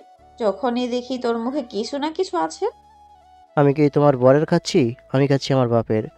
আর আমি খেলাম তো তোমার কি সেটা বলো? কখন যে আমার কাছে মায়ের খাবি ঠিক নেই। আচ্ছা, বাজারে গিয়ে ফুল কিনে নিয়ে আয়। তোর দুলাভাই আসলে নিয়ে আসতো, কিন্তু আজকে আসবে না, আগামীকাল আসবে। কোথাও যেতে পারবো না। আর ফুল দিয়ে কী হবে? বাসর ঘর সাজাবো। তার প্রয়োজন নেই। কিছু না বলে ফোনটা নিয়ে নিল। লক খুলে দে। লক খুলে কী হবে? তোকে যা বলছি তা কর। লক খুলে দিতেই কাকে যেন ফোন দিল। তারপর ফুল নিয়ে আসার জন্য বলল, আর বলল টাকা পয়সা আসলে দিয়ে দিবে। তারপর আমাকে ফোন দিয়ে চলে গেল। দেখি নোমানকে ফোন দিয়েছিল। টিভি অন করে গোপাল ভাট দেখতে শুরু করি। একটু পরে আনিশা এসে পাশে বসলো। রিমোট দাও, একটু নাটক দেখি। কিছু বললাম না, রিমোট দিয়ে উঠে ছাদে চলে আসি। দেখি সুন্দর হয়ে চাঁদ উঠেছে। একটু শীত করছে, তাও দড়ির খাটলা পেড়ে শুয়ে গেছি। এমনভাবে ইগনোর করছো কেন? কোথায় ইগনোর করলাম? আপনি রিমোট চাইলেন, দিয়ে দিলাম। আগে তো দিতে না, আগে ঝগড়া করতে, কিন্তু আজকে একদম ভিন্ন। আগের দিন ছিল একরকম, এখন হয়েছে একরকম। বউ যা বলে অক্ষরে অক্ষরে পালন করতে হয়। আগে তো বউ ছিলেন না, কিন্তু এখন হয়েছেন। তো কি হয়েছে? তুমি এখন আমার সাথে ঝগড়া করবা? মারামারি স্ক্রিপ্ট করতে হবে? এমনি ঝগড়া করলেই হবে? এখানে এমনভাবে শুয়ে আছো কেন? অল্প অল্প কুয়াশা পড়ছে তো। চাঁদ আমার ভালো লাগে, তাই শুয়ে আছি আর চাঁদ দেখছি। থাকলে বসেন, আর না হলে নিচে যান। আমি পাশে শুয়ে যাই। জি না, এখন নিচে যান। দূর, ঠান্ডা লাগে। উঠে চলে এলাম নিচে। এসে আবার টিভি দেখতে শুরু করি। টিভি দেখতে দেখতে নোমান আসে। শালা তোর হাসি আমি পরে বের করব। আমার ঘরে গিয়ে বাসর ঘর সাজাতে শুরু করে। রাতে খাবার সময়, আপু, এটা ঠিক হয়নি। দুপুরে আমাকে ডাকোনি। দুপুরে তো আমাকে ডাকতেও পারতে। তোমাকে তোমার বন্ধু যদি না ডাকে, তাহলে আমরা কি করতে পারি? কত টাকা খরচ হয়েছে? 2000 টাকা। সত্যি 2000 না কম? সত্যি 2000? এত কষ্ট করে বাজারে গিয়ে নিয়ে এলাম, ঘর সাজিয়ে 500 টাকা দিবা না? আচ্ছা 100 বেশি নিয়ে নিস, যাবার সময় 2100 টাকা নিয়ে যাস। এই জন্য 15,000 টাকার জিনিস নিয়ে 20,000 বলছি। জানতাম কিপটা। খাওয়া শেষ করে রুমে এলাম। একদিনের মধ্যে সব কিছুর ব্যবস্থা করলো। মামা এসেছিল, তাকে নিয়েই সব কিছু করেছে। রুমে এসে গেঞ্জি খুলে কম্বল জড়িয়ে শুয়ে ফোন দেখতে শুরু করি। আনিশা দরজা লাগিয়ে হাতে এক গ্লাস দুধ নিয়ে এলো। এই নাও, দুধ খেয়ে নাও, গরম গরম খেয়ে নাও, নাহলে ঠান্ডা হয়ে যাবে। এমনভাবে আমার দিকে তাকানোর কি আছে? আপনি খেয়ে নেন। মনে মনে বললাম, আমি তো অন্য কিছু খাবো না, মানে ওই আর কি। সত্যি সত্যি খেয়ে নিল। পাশে শুয়ে আমার কম্বল ধরে টানাটানি করছে। ছেড়ে দিতেই কম্বলের ভিতর ঢুকে গেল। কম্বল খুব মোটা না, চিকন। এই হালকা শীতে এটা পারফেক্ট। আচ্ছা, গিফট কি আনবক্স করবা না? কেন? আমার বড্ড আনইজি ফিল হচ্ছে। এইটা আগে থেকেই নির্লজ্জ বেহায়া, এর যে একটু লজ্জাসব নাই জানি। মাথা ঘুরিয়ে বললাম, না থাক, তার প্রয়োজন নেই। তাই না? আচ্ছা, আপনি যে আমার সাথে আছেন, আপনার বাসার লোকজন কিছু বলবে না? মানে কি যে আর বলবো। আরে মন যা যাচ্ছে বলে দেন। আমার কাছ থেকে ফোন নিয়ে পাশে রেখে দিল। আমার উপর একটা পা তুলে দিল। আমার শরীরটা তো কেমন কাঁপছে। আমার কেমন যে লাগছে আমি নিজেই বুঝতে পারছি না। আমার উপর উঠে আমার দিকে তাকিয়ে আছে, চোখে লালসা ভরা। বেশ হর্নি হয়ে গেছে, বোঝাই যাচ্ছে। মনে হচ্ছে আমাকে খেয়ে ফেলবে। মুখটা ধীরে ধীরে আমার দিকে এগিয়ে নিয়ে আসছে। আমার ঠোঁটটিকে কামড়ে দিল। হয়তো দাঁত বসিয়ে দিয়েছে, কারণ অল্প ব্যথা করছে। অদ্ভুত এক অনুভূতি। এরপর চুষতে শুরু করলো, পাগলের মতো চুষছে। আমিও রেসপন্স করলাম। ভালো লাগাটা আরও বেড়ে গেল। আমার উপর থেকে নামিয়ে ঘুরিয়ে আমি ওনার উপর উঠলাম, ঠোঁটের উপর ঝাঁপিয়ে পড়লাম, ঠোঁট ছেড়ে দিয়ে কাঁধে। বাকিটা ইতিহাস। এই শীতে এত গরম কিছু ভালো হবে না, না পুড়লেও কিছু বেরিয়ে যাবে। বেশ কিছুক্ষণ পরে জড়িয়ে ধরে আছি। বাপরে, এটা মোটেও সহজ নয়। যে শালা বলে প্রথমবার 2 মিনিটের বেশি পারে, সে নিশ্চয়ই বড় একটা গুলবাজ, অথবা পুরুষ না, সে মহাপুরুষ। এত কি চিন্তা ভাবনা করা হচ্ছে? কিছু না, এখন উঠতে পারবো না। পাশে টেনে কোলপালিশের মতো করে জড়িয়ে ধরলাম। 2 দিন পর। শোনো না। ন্যাকামি না করে যা বলার বলে দেন। এত ন্যাকামি করার কি আছে? মাজায় হাত দিয়ে রাগী দৃষ্টিতে আমার দিকে তাকিয়ে আছে। পেটের উপর থেকে শাড়ি সরিয়ে আমার সামনে দাঁড়ালো। নাভির দিকে নজর গেল। এই শয়তান মেয়ের আর কোনো কাজ নেই। বুকের উপর থেকে কাপড় সরিয়ে চুলগুলো মাথায় খোপা করলো। দূর, জীবনটা বাঁশবাগান করে দিয়েছে এই কয়েকদিনেই। কি হয়েছে? এমনভাবে ডাকার কি আছে? একটু ঘুরতে নিয়ে চলো না। এই 3 দিন এই বাসা থেকে ওই বাসা, ওই বাসা থেকে এই বাসা, এত ঘোরাঘুরি করেও হয়নি। এখন আবার কোথায় ঘুরতে নিয়ে যাব? মন চাইছে কোথাও থেকে ঘুরে আসি। এখন ব্লাউজ ছাড়া আর কিছুই নেই। ভালো করে তাকিয়ে দেখলাম, বাহ, বেশ হট আছে, মানতেই হয়। ক্রাশ খেয়ে গেলাম। এমনভাবে তো দেখিনি। এই 2 দিনে সামনে দাঁড় করিয়ে দেখা হয়নি। উঠে দাঁড়ালাম। তারপর ওনার সামনে এসে হাঁটু কেড়ে বসে 2 হাত 2 কোমরে রাখলাম। তারপর নাভির দিকে তাকিয়ে আছি। এক হাতের আঙ্গুল ওর নাভিতে ঢুকিয়ে দিলাম। আনিশা কেঁপে উঠল। হাত সরিয়ে চুমু দিলাম। ভাগ্যিস দরজা লাগানো আছে, না হলে রোমান্স করার দফা রফা হয়ে যেত। উঠে কাপড় তুলে পেঁচিয়ে ঠেলতে ঠেলতে দেওয়ালের সাথে চেপে ধরলাম। মাথায় একটা কিল দিল। যা বলেছি সেটা না করে এইসব হচ্ছে? 2 হাত ধরে দেওয়ালের সাথে চেপে ধরে বললাম, চলেন এখন অন্য কোথাও থেকে ঘুরিয়ে নিয়ে আসবো। যা বলছি তা শোনো, না হলে ভালো হবে না বলে দিলাম। হাত ছেড়ে দিয়ে কোমর ধরে আমার সাথে চেপে ধরলাম। ভালো হচ্ছে না কিন্তু। ফোনটা বেজে উঠলো। এখন আবার কে ফোন দেই? দূর দূর, মুডটাই নষ্ট করে দিল। আনিশাকে ছেড়ে দিয়ে ফোনের কাছে এসে দেখি নোমান ফোন দিয়েছে। রিসিভ করে বললাম, কি হয়েছে বল। বিয়ে করতে না করতেই বইয়ের আঁচল তলায় থাকতে শুরু করলি? বাইরে আয় বোকাতুসা। ফোন রাখ, আসছি। ফোন কেটে গেঞ্জি পরে বাইরে এলাম। আমি বাইরে গেলাম বলেই দরজা খুলে বাইরে চলে আসি। এসে আড্ডা দিয়ে রাতে বাসাই। যখন থেকে এসেছি শুধু ঘুরে ঘুরে দেখছে। মনে হচ্ছে আমাকে চোখ দিয়ে গিলে খাবে। আনিশা, কিছু কি হয়েছে? এমন রেগে আছো কেন? আমার ছেলের সামনে কিছু রাখলেই জোরে জোরে রাখছো।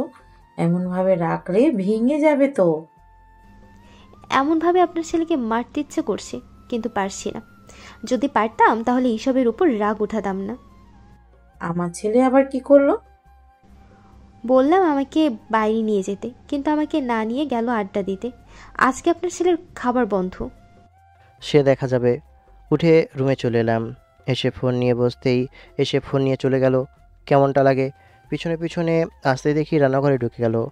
এসে টিভি চুললাম। টিভি এসে বন্ধ করে রিমোট নিয়ে গেল। আল্লাহ, এই কষ্ট আর সহ্য হয় না। 3 দিনেই কেমন আমার জীবনটা বাঁশবাগান করে দিয়েছে। উঠে টিভির সুইচ টিপে আবার অন করলাম। ডাইনি, এর প্রতিশোধ রাতে নিব। হর্নি করে ছেড়ে দিয়ে দরজা বন্ধ করে ছাদে চলে যাব। আবার এসে টিভি অফ করে দিল। আবার গিয়ে অন করলাম। আব্বু এসে বলল, নিউজ দে। রিমোট নেই, আনিশা নিয়ে গেছে।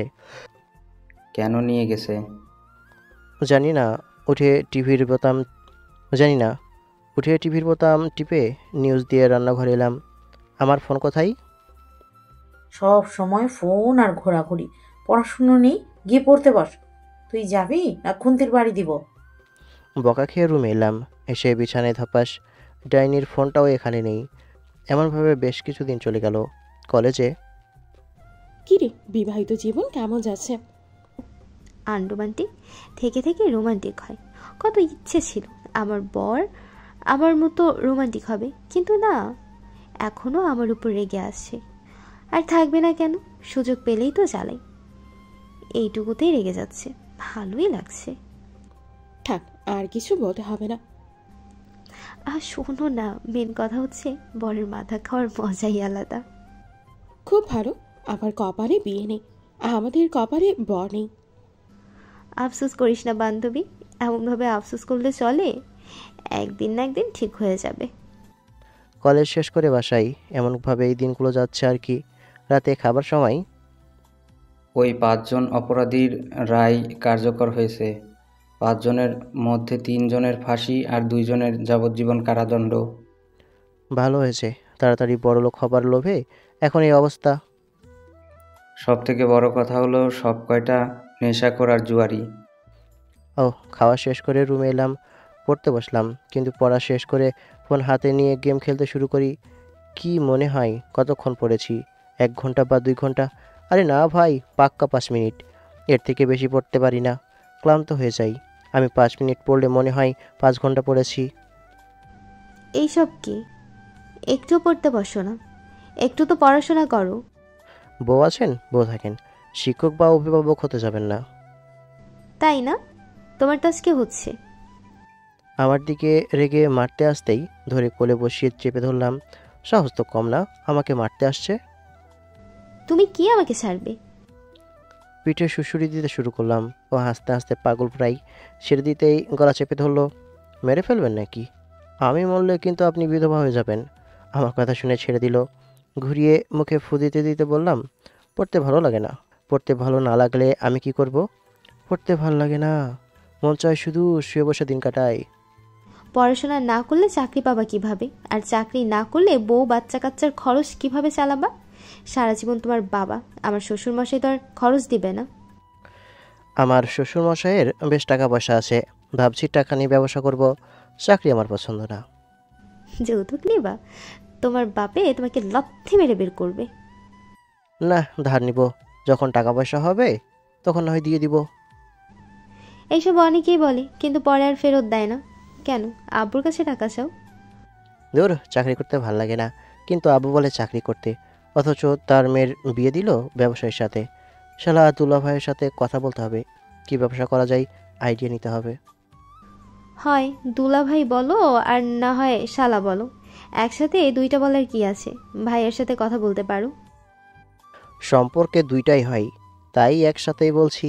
আগে আব্বুর সাথে কথা বলে দেখি।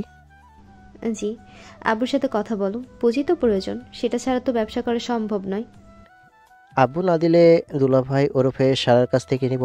গালে একটা চুমু দিয়ে বললাম, এখন উঠেন। উঠিয়ে চুপচাপ বসে থাকলাম। এমনভাবে বেশ কিছুদিন গেল। আমি নোমান বসে আছি, তখন একটা ফোন এলো। এই সময় আবার কে ফোন দিল? রিসিভ করে সালাম দিলাম। আসসালামু আলাইকুম। জি, কে বলছেন? আমি সিমি বলছিলাম, মনে আছে নাকি ভুলে গেছেন? আরে না, ভুলে যাব কেন? সেই রাতের কথা কি ভুলে যাওয়া সম্ভব? যতদিন বেঁচে থাকবো ততদিন পর্যন্ত মনে থাকবে। 1 মাস হয়ে গেল, এখন পর্যন্ত ঠিক মতো ঘুমাতে পারি না। ঘুমালেও ভয় পেয়ে আতঙ্কে উঠি। আচ্ছা, আপনার বন্ধুর নাম্বারটা দিবেন? কি ব্যাপার, সামথিং সামথিং? তেমনই বলতে পারেন। আচ্ছা, নাম্বারটা দিয়ে দিন। নাম্বার দিচ্ছি। নোমান তাকিয়ে আছে। নাম্বার দেওয়া শেষ করে বললাম, ওই মেয়ের কথা মনে আছে? ওই মেয়ে নাম্বার নিল। মনে হচ্ছে তোকে পছন্দ করে। আপনার বাসা আছে? জি, এই বিকেলে আমাদের আড্ডা দেওয়া ছাড়া আর কি আছে? আড্ডা দেন। আচ্ছা ভাই, পরে কথা হবে। জি, ফোন কেটে দিল। আড্ডা দিয়ে রাতে বাসায় এলাম। আগে কত দেরি করে বাসায় আসতাম, কিন্তু এখন তাড়াতাড়ি আসতে হচ্ছে। এই একটা মাসে আমার জীবন কয়লা করে দিয়েছে। রাতে চেয়ারে বসে আছি আর ফোন দেখছি, তখন নোমানের মেসেজ এলো। সিমি আমাকে পছন্দ করে, সরাসরি বিয়ের কথা বলেছে। তার মামারা তার বিয়ে দিতে চায়, কিন্তু তার মামারা যেই ছেলেকে তার জন্য পছন্দ করেছে সেই ছেলেকে তার পছন্দ হয়নি। সে চায় তার পছন্দ করা ছেলেকে বিয়ে করতে। আমাকে তার ভালো লেগেছে, কিন্তু এতদিনের ডিপ্রেশনের জন্য বলেনি, আর তোর সাথে বা আমার সাথে যোগাযোগ করেনি। তার মামারা এমন ছেলেকে পছন্দ করেছে যে এতটাই বোকা, বলার মতো না। সে সন্দেহ করছে তার টাকা পয়সা সব ধন সম্পদ হাতিয়ে নেওয়ার জন্য এমন ছেলের সাথে বিয়ে দিতে চাচ্ছে। আমাকে বলছে, কিন্তু আমার বাসা থেকে তো মনে হচ্ছে মেনে নিবে না। ওর এমন মেসেজ পড়ে বললাম, মেয়েটা সুন্দর আছে, তোর সাথে মানাবে ভালো। মেয়েটার টাকা পয়সা, বাড়ি, ধন সম্পদ আছে। তোর মা বাবা যদি বোকা হয় তাহলে এমন প্রস্তাব রিজেক্ট করবে, কিন্তু এত তাড়াতাড়ি এসব করার কারণ বুঝলাম না। ওর বাবার ব্যবসা আছে, সেটা আজকে প্রায় 1 মাস থেকে বন্ধ। সেগুলো দেখতে হবে, আর ওর মামা মামিরা তাকে জোর করতেছে, তাই। তুই আঙ্কেল আন্টির সাথে কথা বল, আগে বলে দেখ তারা কি বলে, তারপর না হয় তোকে কোনো আইডিয়া দিব। আচ্ছা ঠিক আছে, তোর সাথে পরে কথা বলবো। নোমান অফলাইন হয়ে যায়। আমি চুপচাপ বসে থাকলাম। বেশ কিছুক্ষণ পরে মেসেজ দিয়ে বলে তার মা বাবা নাকি রাজি। এমন জিনিস কে হাতছাড়া করে? নোমানের সাথে আর কথা হয়নি। পরের দিন দুপুরে নোমানের ফোন এলো। রিসিভ করে বললাম, কী হয়েছে বল, কলেজ থেকে যেতে যেতে যে ফোন দিলি? একটা সমস্যা হয়েছে। সিমি আমাকে একটু আগে মেসেজ দিয়ে বলেছিল যে আমাকে এখান থেকে নিয়ে যাও। আমি এখানে বন্দি। সম্ভবত ওর মামারা সিমিকে জোর করে বিয়ে দিচ্ছে। এখন কি করব? আরে টেনশন করিস না, আমি ওই পুলিশ আঙ্কেলকে ফোন দিচ্ছি। তারপর তোকে বা আমাকে কিছু করতে হবে না। তুই আমাকে ওর মামার বাড়ির ঠিকানা দে। নোমান ঠিকানা দিলে আমি পুলিশ আঙ্কেলকে ফোন দিয়ে সব কিছু বললাম। উনি বললেন যে সিমিকে উদ্ধার করে নিয়ে আসবে, আর এখনই পুলিশ পাঠাবে। কার কি হয়েছে? কাকে উদ্ধার করবে? এর এখন বলো কি হয়েছে। তারপর আনিশাকে সব বলতে হলো। বিকেলে, আন্টি কেমন আছেন? আলহামদুলিল্লাহ ভালো। তোমার কি অবস্থা? আলহামদুলিল্লাহ। কেমন আছেন ভাবি? আলহামদুলিল্লাহ। রেস্ট নাও, তারপর না হয় কথা হবে। আন্টি, আমি এতটাও ক্লান্ত নই যে শুয়ে রেস্ট নিতে হবে। আমি এখানে বসে বসে রেস্ট নিতে পারবো। সেদিন রাতে আঙ্কেল কেন সাবধান করেছিলেন এখন ভালো মতো বুঝতে পারছি। আনিশার থেকে সবকিছু শুনলাম। এখন ওই সব নিয়ে টেনশন করতে হবে না, এখন নিশ্চিন্তে থাকতে পারো। আমি এসে গেছি। তোমাকে আসার পারমিশন দিল কে? তুমি কি জন্য না বলে বাসার ভিতরে এসেছো? এই বাসায় আসতেও পারমিশন নিতে হবে? এটা কোনো কথা হলো? 1 মাস হলো না হলো আসা, আর এসেই প্রভাব খাটাতে শুরু করলে। কি বললা তুমি? ছটা কোথায়? এই ভাবি, ওটা আবার হাতে নিচ্ছ কেন? ঠিক আছে ঠিক আছে, এইবার থেকে পারমিশন নিব। এইবার বুঝেছি বন্ধু আমার কেন এত কান্নাকাটি করে। আগে আমি একা থাকতাম, তুমি আসতে সমস্যা হতো না। এখন একটা মেয়ে আছে, আমার বৌমা আছে, তোমার তো জিজ্ঞেস করে বাসার ভিতরে প্রবেশ করা উচিত। জি বুঝেছি, এইবার থেকে মনে থাকবে আন্টি। আচ্ছা, তোমরা বসে কথা বলো, আমি তোমাদের জন্য নাস্তার ব্যবস্থা করি। তারা কথা বলতে শুরু করে। রাতে খাবার সময়, আঙ্কেল, আপনি যদি আমার অভিভাবক হয়ে নোমানের আব্বুর সাথে কথা বলতেন তাহলে একটু ভালো হতো।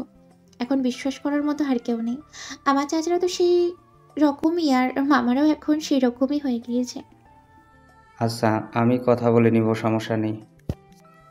কথা বলতে বলতে খাওয়া শেষ করে রুমে এলাম। এসে চেয়ারে বসে ফোন টিপছি। আনিশা দরজা লাগিয়ে এসে আমার গলা চেপে ধরেছে। আরে কি হয়েছে, এমনভাবে ধরছো কেন? আমাকে কি মেরে ফেলার ইচ্ছা আছে নাকি? আমি বললে কিন্তু তুমি বিধবা হয়ে যাবা। তুমি ওই মেয়ের দিকে ওইভাবে ঘুরে ঘুরে দেখছিলা কেন? আরে আমি তো শুধু শুনছিলাম সিমি কি বলছিল। কেন? নিচের দিকে মাথা ঘুরে শোনা যেত না? বলো যে মেয়েটাকে তোমার ভালো লেগেছে। আরে কি সব বলো, একটাতে জীবন বাঁশবাগান, আবার আরেকটা শুধু ভুলভাল চিন্তা ভাবনা। বাইরে আমরা দুজনে কি যে করি যদি জানতো, কপালে অনেক দুঃখ ছিল। আমি ভুলভাল চিন্তা ভাবনা করছি, আর তুমি ওই মেয়ের দিকে তাকিয়ে ভালো চিন্তা ভাবনা করছিলে, তাই না? চেয়ার ছেড়ে উঠে গলা থেকে হাত সরিয়ে কোমর ধরে আমার সাথে চেপে ধরলাম। এত জেলাসি আবার কি আছে? একসাথে আছি, মানুষের দিকে চোখ যেতেই পারে, চোখ যাবে, কথা বলতে হবে। তুমি চোখ নামিয়ে থাকবা, অন্য মেয়েদের দিকে দেখলে না চোখ তুলে নেব। আর কবে যাবা আল্লাহই ভালো জানে। এই বাসা থেকে গেলেই শান্তি পাবো। কথা ঘোরাতে হবে, তাছাড়া এখন উপায় নাই।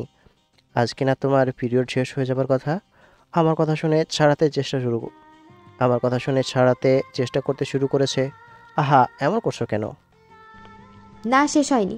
তোমাকে ছাড়বে? আমি দেখে নিচ্ছি। ছাড়াতে চেষ্টা করছে কিন্তু পারছে না, তাই না ছাড়িয়ে বুকে মাথা রাখলো। আমি ছেড়ে বললাম, যাও, কোথায় যাবার জন্য এমন করছিলা? আমার কথা শুনে দুই হাতে আমাকে পেঁচিয়ে ধরলো। কি একটা অবস্থা! তোমার এই শক্তির কাছে কি আমি পেরে উঠি বলো? আচ্ছা শোনো না, আমার বেবি চাই। না, তুমি কোথায় যাচ্ছিলে? যাও, আমাকে ছাড়ো। বুক থেকে মাথা উঠিয়ে আমার মুখের দিকে তাকিয়ে আছে। কি হয়েছে, এমনভাবে তাকিয়ে থাকার কি আছে? মুখটা আমার দিকে এগিয়ে নিয়ে আসছে। বাকিটা ইতিহাস। 3 দিন পর ওদের বিয়েটা সিম্পলভাবে হয়ে গেল। বন্ধু যা, বিড়ালটা মারিস, তাড়াহুড়ো করতে গিয়ে আবার আকাম করে দিস না। দূর হয়ে যা তুই, আমাকে একদম ডিস্টার্ব করিস না, আজকে খেলা হবে। ওর পাশায় লাথি মেরে চলে এলাম বাসায়। গল্পটা এখানেই শেষ করছি। গল্পটা ভালো লাগলে লাইক, কমেন্ট, শেয়ার করবেন। ধন্যবাদ।